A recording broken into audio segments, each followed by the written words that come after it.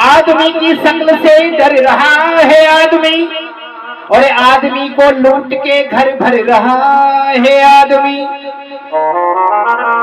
है या नहीं? आदमी को लूट के घर भर रहा है आदमी, और आदमियों से आदमी की कदर, आदमियों से आदमी की कदर अब तो हो गई कब की विदा, और आदमी ही मारता है और मर रहा है आदमी, आदमी ही मारता है और मर रहा है आदमी। ये है आदमी की वास्तविकता। ये आदमी है।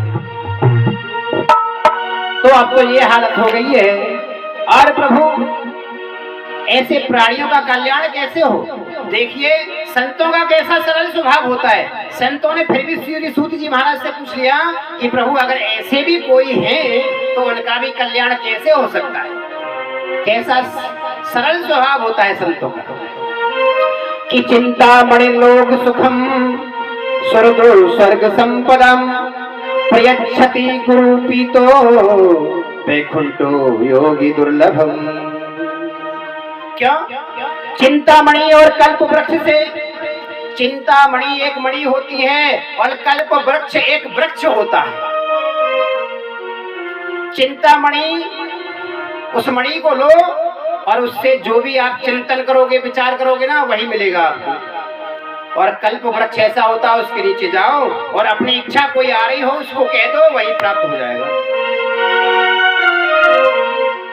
कल्पमणि, कल्प वृक्ष और चिंतामणि, इनसे हमको संसार की हर वस्तु प्राप्त हो सकती है, लेकिन इन दोनों से भगवान की प्राप्ति नहीं हो सकती। इन दोनों से ही भगवान की प्राप्ति नहीं हो सकती।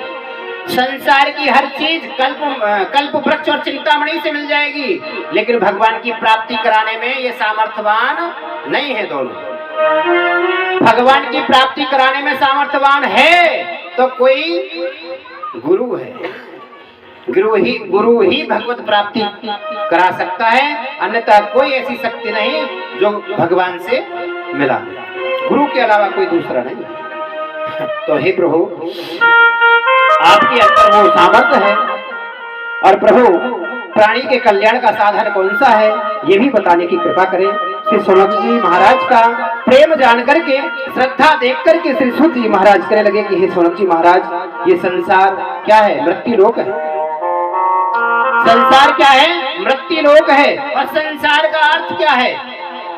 संसार का अर्थ संसरति इति संसारा, यानी कि जो धीरे धीरे सरकता जा रहा है वही संसार है ना? संसार क्या है? संसरति इति संसार, जो सरकता जा रहा है वही संसार है।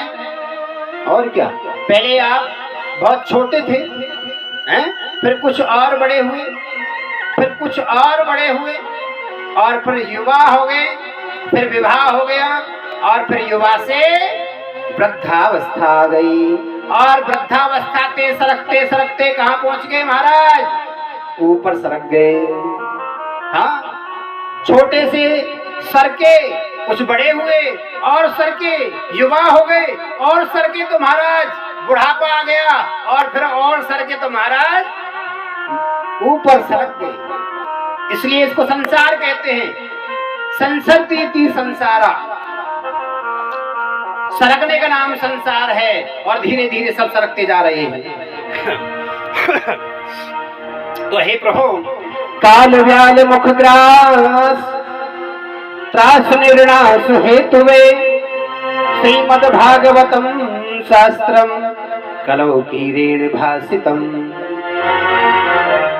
सूत जी महाराज कहते हैं कि हे सोनक जी महाराज, आपकी श्रद्धा देख करके मैं आपको बताता हूँ कि प्राणी को क्या करना चाहिए, क्या नहीं करना चाहिए। कि काल व्याल मुख ग्रास त्रास निर्णास हेतुवे श्रीमद् भागवतम शास्त्रम कलौ की